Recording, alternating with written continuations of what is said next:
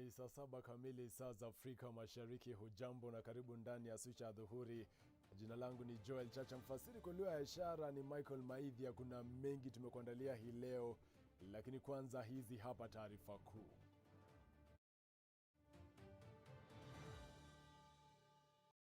Waziri na katibu wa kudumu wa Wizara ya Usalama wa Ndani wafika mbele ya kamati ya bunge kuhojiwa kuhusu mabadiliko ya usalama katika makao ya naibu rais William Ruto. Raila has been competing against their son, but he has never done any offense against the Mount Kenya people. Therefore, we are facing Mount Kenya without any fear. Oburu Odinga apigia debe Raila Odinga kwa kusema kuwa familia Odinga hajawahi kosea watu wa Mlima Kenya tangu Kenya ipate uhuru. Therefore, we want to send a message to EACC. Don't be used as a political tool to frustrate and intimidate our one and the only professor. Tume kupambana na ufisadi EACC yachunguza madai kuwa naibu chancellor wa chuo kikuu cha Chuka Profesa Erastus Njoka anatumia vyeti hushi. Na mtazamaji, unapata fursa ya kipekee kusema nasi kupitia nambari yetu ya rafu ambayo ni 1114441111. Vile vile katika mtandao wa Twitter Switch TV Kenya Joel Chacha M, mtandao wa Facebook Switch TV Kenya na Joel Chacha. Na bila kupoteza wakati, waziri wa usalama wa ndani Dr. Fred Matiang'i ama Daktari Fred Matiang'i amefika mbele ya kamati ya bunge kuhusu usalama wa ndani. Mahojiano hayo yamejaa nipe nikupe ya maneno, baadhi ya wabunge wanaoegemea upande wa naibu rais William Ruto wakimtoa kijasho Matiang'i ni kwa nini walibadilisha walinzi wake. Aidha, imebainika kuwa Ruto ana walinzi zaidi ya 250 wanaolinda baadhi ya biashara zake na makao. Matiang'i vilevile ameweza kudokeza kuwa naibu rais na wafuasi wake wanapenda kuhurumiwa kutoka kwa wananchi. To be accountable to the public through members of parliament, through a committee like this. When we take decisions, we don't wake up in the morning and look at the weather and look at this. We make a decision that we believe is right to make at a particular time. We know that there are certain times where some political practice comes with some sympathy addiction. You know, the sympathy addicts who will look for sympathy over anything. And we have watched that sympathy addiction around the country where, you know, people draw sympathy over everything, you know, and so on. But you see, let me ask you a question. As people who expect these wonderful, good people seated on my left here to provide security for you, how would you operate in an environment where they wake up in the morning and check the political temperature, the weather before they make decisions? We believe in making right decisions.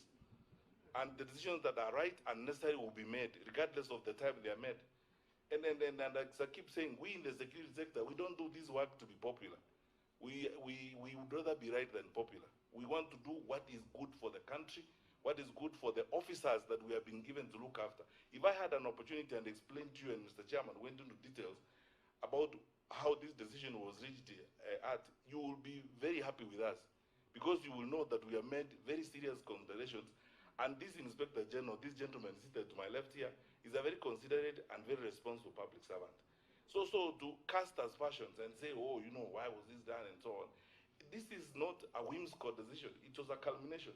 It was made after several considerations have been had. But as I said, ni taarifa ambayo bila shaka mwanahabari mwenza David Kagina yuko katika kikao hicho, na bila shaka katika taarifa zetu za hapo baadaye ataweza kutufahamisha yale yote ambayo yameweza kujiri.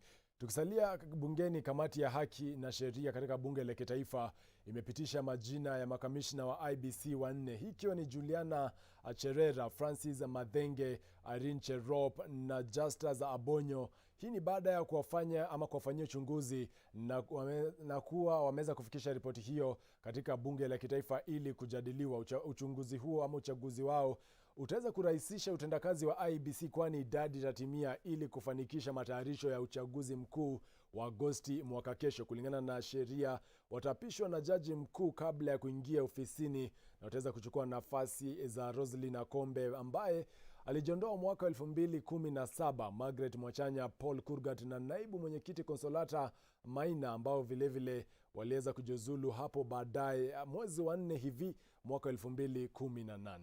Appointment of Ms. Juliana Wonge Cherera Mr. Francis Madenge Waderi, Miss Irene Cherop Masit, and Mr. Justus Abonyo Nyangaya as members of the Independent Electoral and Boundaries Commission. Thank you. Na katika masuala ya kisiasa, Oburu Odinga, mbunge wa Iyala, amesema kuwa familia ya Odinga hajawakosea watu wa Mlima Kenya tangu Kenya ipate uhuru. Alitaja kuwa Jaramogi Oginga Odinga aliweza kumtambua mzee Jomo Kenyatta kama kiongozi wa nchi, kisha Raila akamunga mkono rais mstaafu Mwai Kibaki, hatua ambayo ilisababisha utawala wa KANU kukamilika. Vile vile ameweza kuhakikishia wananchi wa Mlima Kenya kuwa watakuwa na usalama ijapo Raila Odinga atakuwa rais wa 5 wa Kenya. Why can we not get to Mount Kenya? What offense have we done against the Mount Kenya people? From declaring, Jaramogi declared that Kenyatta is the leader of the African people. And Jaramogi declared that without Kenyatta there will be no Uhuru for Kenya. Did he not declare that? Now, after that Kibaki Tosha, can you tell me, apart from competing, which is competition is normal, everybody wants to compete. Raila has been competing against their sons, but he has never done any offense against the Mount Kenya people. Therefore, we are facing Mount Kenya without any fear and with a heart of friendship, and we have already seen that the Mount Kenya people are responding positively, and we would like to continue to tell them that under the rule of Raila, they will be very safe. Kwingineko, shughuli za biashara zimetatizika kwa muda asubuhi ya leo katika soko la Siaya baada ya wafanyabiashara kufanya maandamano kutaka mfanyakazi mkuu wa kaunti hiyo kukamatwa kwa madai ya ufisadi na ubadhirifu wa fedha ambazo zimetengewa kuimarisha hali ya soko hilo. Robert Ouma ana maelezo zaidi. Kwa takribani masaa mawili mapema leo, hali haikuwa hali katika barabara ya kuingia sokoni Siaya. Wahudumu wa bodaboda wakiwa wahusika wakuu wa maandamano hayo. Barabara zikafungwa na wafanyabiashara wote wakaandamana hadi kwenye ofisi ya gavana wa kaunti ya Siaya Cornel Rasanga, ambako ghasia zaidi zilizuka kati ya maafisa wa ofisi hizo na waandamanaji hao, na ikawa mwendo wa mguu ni ponye kunusuru japo maisha. 78 million was lost through conduits of Rasanga. We want to know where the finance officers have been going to. They have been coming, stealing money and going. And all of them as Rasanga's relatives and friends. We must speak out about the corruption in Siaya, no matter the price that we are going to pay. These goons came to me demanding for 50,000. I cannot give them 50,000 for my life. Frederick Wanjiro ambaye ameongoza maandamano hayo anadai kuwa afisa mkuu wa kushughulikia hali mbaya ya soko hilo amekuwa akifuja fedha ambazo zimetengewa uboreshaji wa hali mbovu katika soko hili. Yes, Rasanga and these crooks are buying plots in the town. They are putting up buildings. They are coming up with hotels. Where is the source of their money? We want Rasangas to be audited. We want Rasanga and his family and these business crooks to be audited. We want to know the source of their money, the source of their wealth.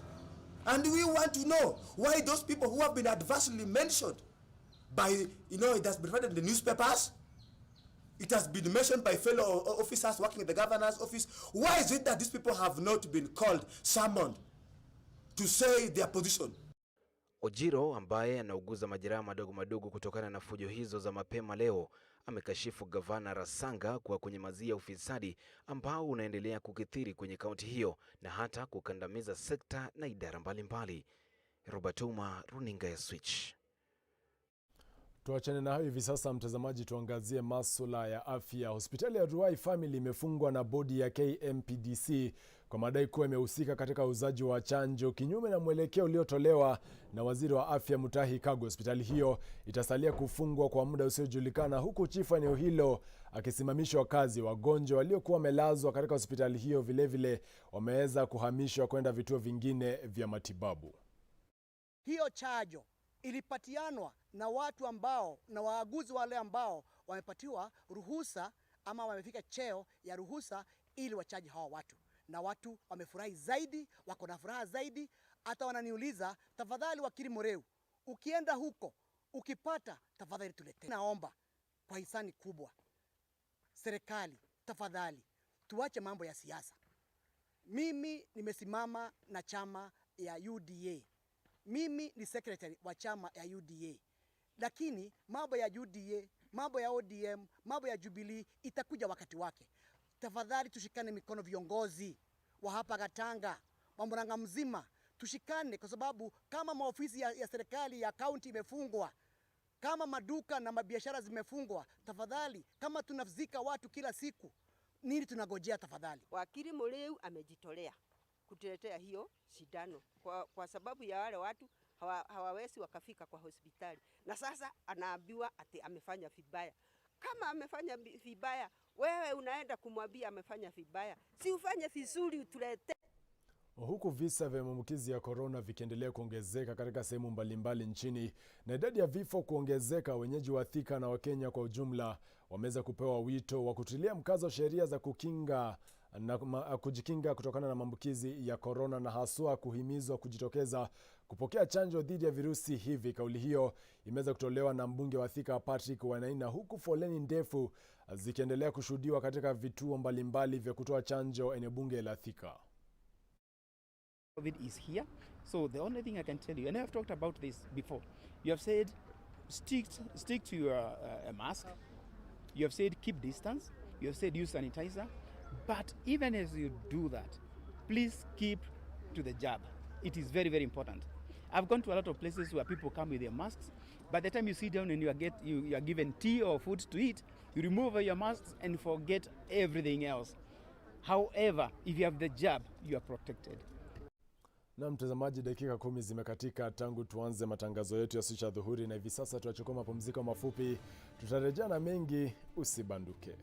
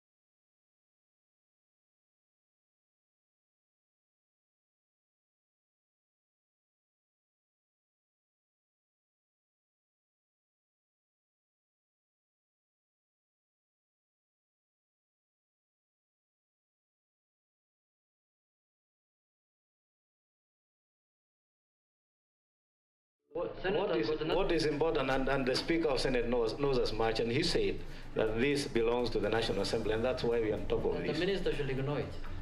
So, Honorable CS, I want you to know that if you are able, maybe you can share that letter from the Chief of Staff, because the one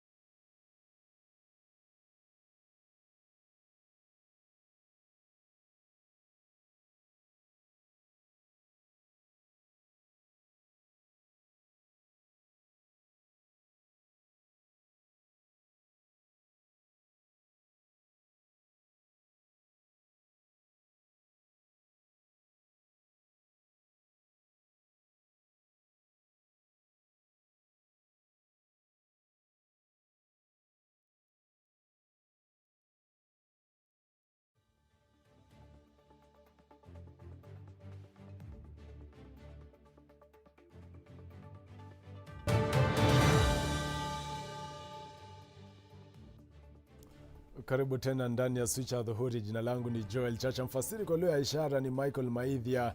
Nikikumbushe tu unazidi kusema nasi kupitia nambari zetu za rafa ambazo ziko katika runinga yako. Lakini mtazamaji, tukizidi kuangazia taarifa hii ambapo waziri wa usalama wa ndani Daktari Fred Matiang'i yuko mbele ya kamati ya bunge kuhusiana na usalama wa ndani. Mahojiano hayo yameweza kujaa nipe nikupe, na baadhi ya maneno ama baadhi ya wabunge wanaoegemea upande wa naibu rais William Ruto wakimtoa kijasho Matiang'i ni kwa nini aliweza kubadilisha walinzi wake. Aidha, imeweza kubainika kuwa Ruto ana zaidi ya walinzi 250 wanaolinda baadhi ya biashara zake na makao, na hivi sasa tuelekee kule moja kwa moja. We will deal with this matter internally and through the office of the head of public service we will quietly mediate this matter, because we are concerned about that new law of circulating public documents and writing them and taking social media. We can't again engage in public chastisement of public officials, especially senior ones like the holder of the office of chief of staff in the office of the deputy president. Mistakes have been made, but I would like to plead with you that you give us an opportunity to use the established institutional channels of resolving the matter. We deal with it through the office of the head of public service and the Public Service Commission, and in due course, Mr. Chairman, I undertake that I will formally report back to the committee on the actions that would have been taken away from the cameras and the drama. Leaders who spread propaganda, we are working with the National Integration and Cohesion Commission on this matter. We're working so hard. I am aware that there are several investigations going on right now, jointly between NCIC and DCI, involving a number of leaders and statements that have been made, as it were.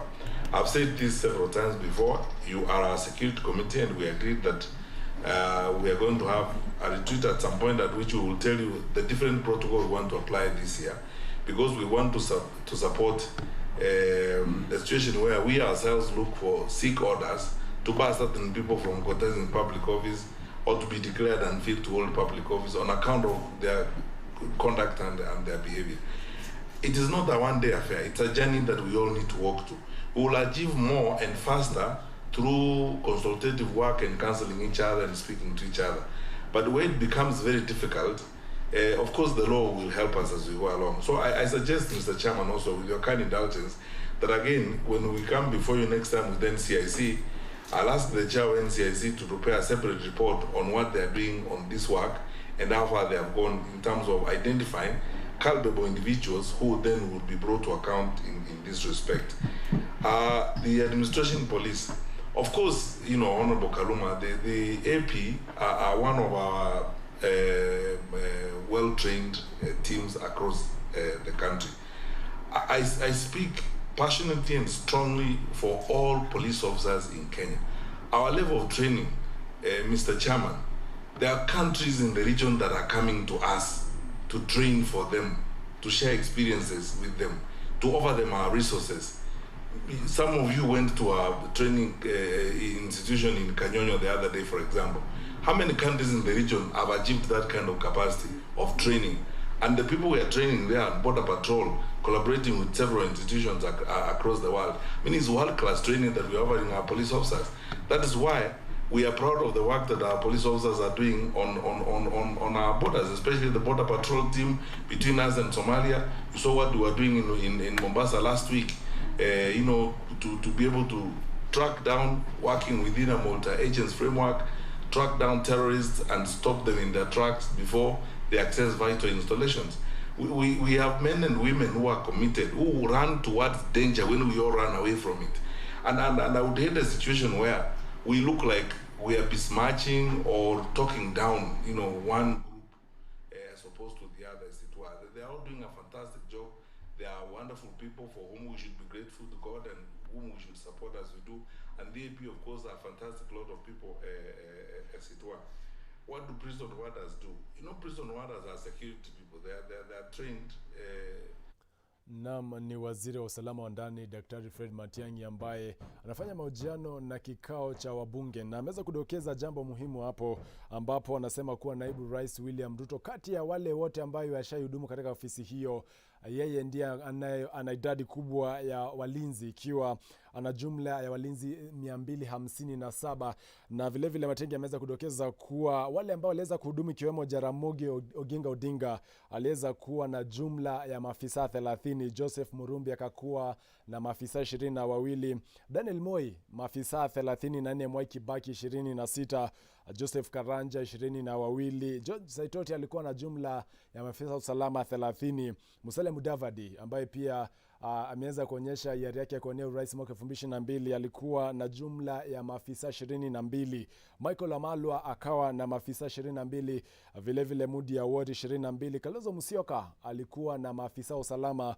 26, na Raila Odinga akiwa waziri mkuu basi aliweza kuwa na maafisa 57, ila anasema kuwa naibu rais William Ruto ana jumla ya maafisa 257, ikiwa ni idadi ya juu mno kulingana na waziri Matiang'i. Bila shaka ni swala ambalo tutazidi kulifuatilia kwa karibu. David Kagina yuko kule, ataweza kutujuza hayo yote katika taarifa zetu za hapo baadaye. Vile vile mimina maoni yako kupitia nambari yetu ya rafa ya 111444111 na nitaweza kusoma kuli zako hapa hewani kabla ya kuondoka. Tuachane na hayo.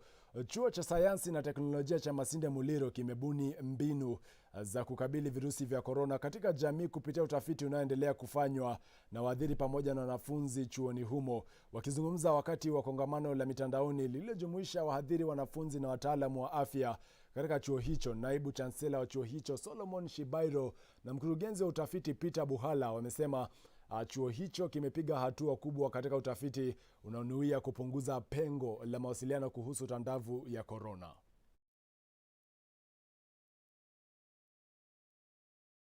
They are working on how you can test somebody who has COVID using their saliva. So that's one of the research they're doing.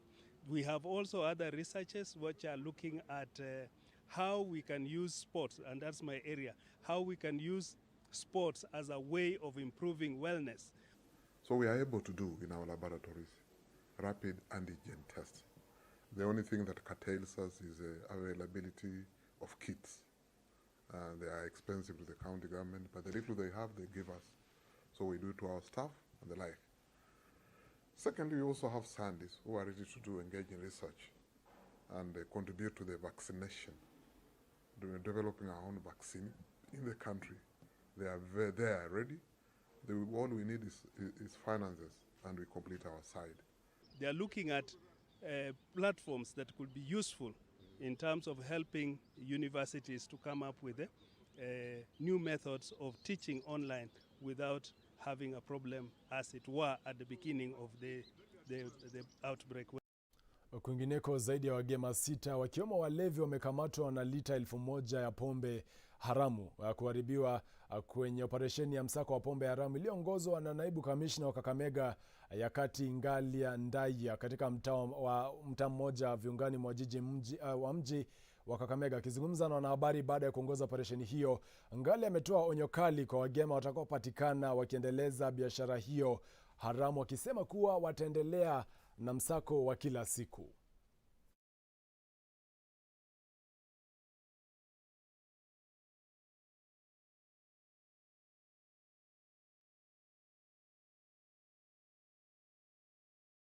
Siku zao zimehesabiwa, na kwa kila siku tutaendelea kufanya raid mpaka tukomeze mambo ya pombe haramu.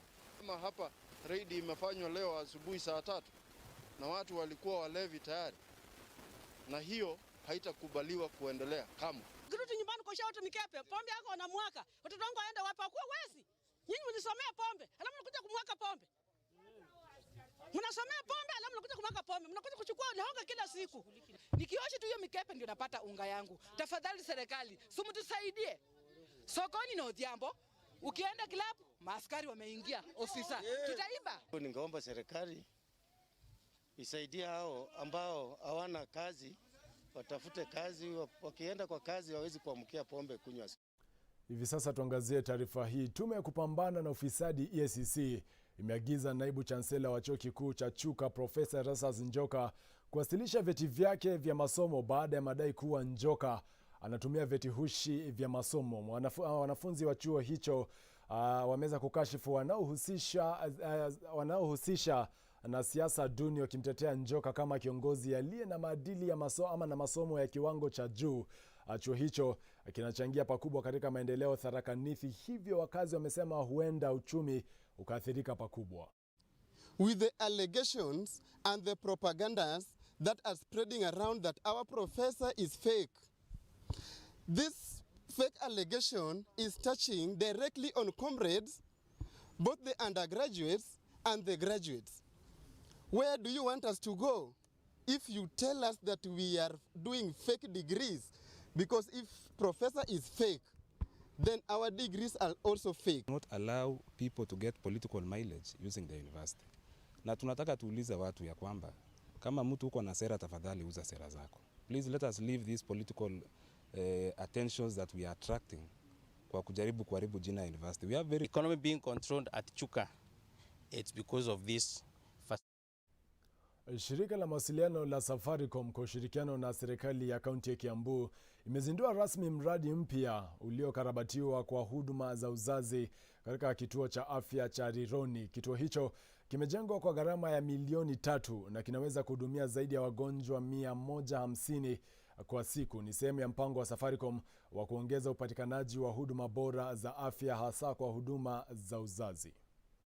Our role has been to make financial facilitation to improve the existing county health facilities. So we are not coming to replace what the county is doing. We are coming to supplement through this partnership, private-public partnership with the county government of Kiambu. And you can tell with this facility what we've done is that we may have provided the brick and mortar, but the county government has provided in kind the land on which it sits. The community has provided the ownership of the facility. So let me thank Safaricom Foundation for presenting this facility to us today. We are very proud of it, very, very proud of the partnership between us and Safaricom Foundation in reaching out to this community here and converting this from what was a mere dispensary to a health center, getting to level 3. Increase our outpatient patients who will benefit for antenatal clinics, ANC, that is pregnant mothers who come for clinics. And this will also benefit them because there will be no other referrals outside. Naam, hivi sasa tuangazie taarifa ambazo zimegonga vichwa vya habari katika rubaa za kimataifa. Kiongozi wa chama cha upinzani cha Tanzania Chadema Freeman Mbowe amefikishwa mahakamani kwa madai ya ugaidi, hatua ambayo wafuasi wake wametaja kuwa njama ya kisiasa. Aidha, wafuasi wa Mbowe wamekashifu polisi kwa kumtesa kiongozi wao na kumfanya andikisha ripoti ikiwa ameshinikizwa. Daniel Karuki na taarifa kamili. Kiongozi wa chama cha upinzani cha Tanzania Chadema Freeman Mbowe amekuwa mbaroni tangu mwezi wa Julai tarehe 21 baada ya kushikwa pamoja na viongozi wengine wa chama hicho. Kesi nambari 16 ya tuhuma za ugaidi inasikiza kwa mara ya kwanza katika mahakama inayosikiza kesi za ufisadi na ugaidi, ambapo upande wa utetezi umesema kuwa mahakama hiyo haina mamlaka ya kisheria kusikiliza kesi hiyo inayomkabili Mbowe na watatu wengine. Jopo la mawakili wa mwenyekiti wa Chadema Freeman Mbowe, wakili wa utetezi Peter Kibatala, amewaambia wanahabari kuwa wakiendelea kutetea hoja yao, wameambia mahakama kuwa kwa mujibu wa sheria ya kuzuia ugaidi, kesi hiyo inapaswa kusikizwa na mahakama kuu ya kawaida na si hiyo ambayo ni divisheni maalum kwa makosa ya rushwa. Upande wa serikali ukiongozwa na wakili Robert Kibando wameambia mahakama kwamba kupitia marekebisho ya sheria nambari 3 ya sheria mbalimbali za mwaka 2016 kulikuwa na makosa chini ya sheria ya ugaidi kuwa makosa ya jinai kwa uchumi, hivyo mahakama hiyo ya rushwa ni sahihi kwa kesi hiyo inayomkabili Mbowe na wenzake watatu. Daniel Kariuki, runinga ya Switch. Na mtazamaji, kufikia hapo sina la ziada ila kumpisha mwenzangu Emmanuel Terer na Dikodiko viwanjani. Jina langu ni Joel Chacha, mfasiri kwa lugha ya ishara ni Michael Maidhi, mwelekezi amekuwa ni Boaz, na vile vile mwandalizi wa taarifa hizi Clifford Ndubi. Hadi wakati mwingine, kuwa na siku njema.